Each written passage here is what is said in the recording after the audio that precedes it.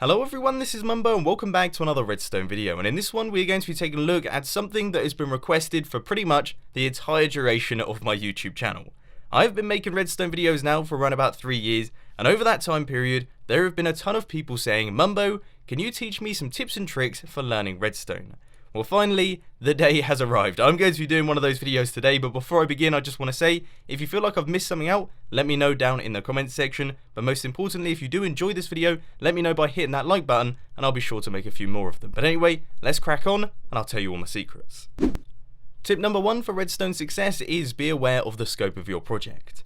Now, what I mean by this is don't start things out thinking, I'm going to be building something crazy like this, or I'm going to build a Redstone computer that can simulate Half-Life 3, because to be honest with you, you're going to have a pretty hard time there. That is going to be a massive struggle, and the chances are, unless you're some kind of super genius that can pick up new skills really quickly, you're going to struggle, you're going to get demotivated, and you're not going to do any Redstone. Instead, I'd suggest starting really nice and small, something really simple like a piston door or some form of automatic farm so that you can learn the ropes and get the hang of things.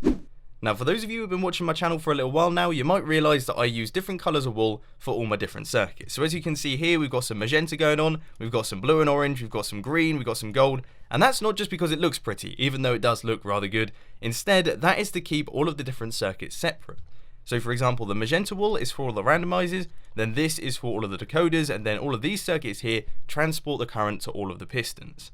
Now on this side, I've got the exact same circuit, but instead of coloured wool, I've got a bunch of dirt. Now, not only does this look absolutely disgustingly ugly, but also it's impossible to differentiate between what circuit does what, which makes things a little bit difficult to understand, especially when you come back to it after a long time away. Tip number 3 is don't try and do all of this Redstone stuff in survival mode, especially when you're first starting out, because survival mode Redstone is extremely difficult.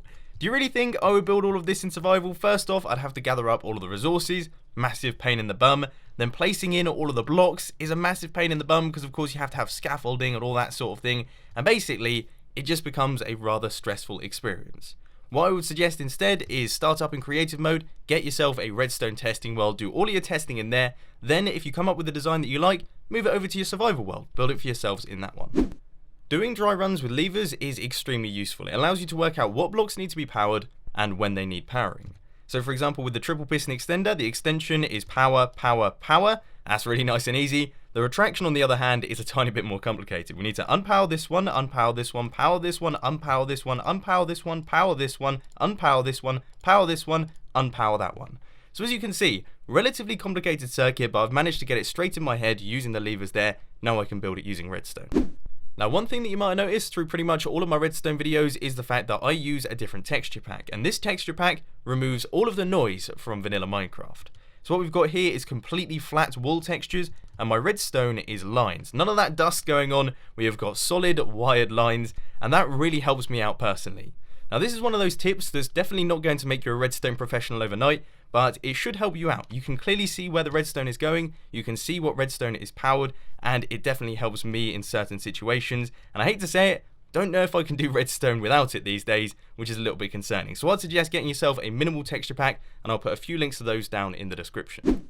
Tip number 6 is don't try and build all of your circuits extremely compact straight off the bat. So these two circuits here do exactly the same thing. These are both upwards facing double piston extenders. You can see if I flick this lever, both pistons extend and we get the retraction as well. And the same thing goes for this one. But as you can see, the one on the left is considerably smaller and it's considerably faster. So all in all, it's actually a better circuit. But if you take a look at all of the circuitry here, it's quite difficult to understand what's going on because all of it is so compact and so tight-knit.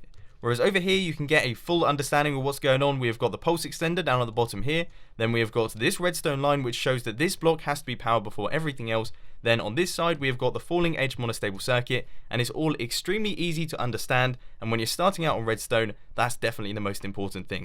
Next thing that I would suggest is having multiple solutions to the same problem. So for example, in front of me, I have got 3 different monostable circuits. Each one of these things does exactly the same thing. You can see, hit the button, we get a flash through the redstone lamp. Hit the button, we get a flash through the redstone lamp. And we hit the button, we get a flash through the redstone lamp. But some of these work better in different circumstances. So for example, this one right here is generally speaking quite nice and easy to use. It's very easy to remember because it only involves a sticky piston facing upwards with a block on top. And it gives a 1-tick pulse. But of course it makes a noise. So if you want a silent one, then this is a pretty good one to have.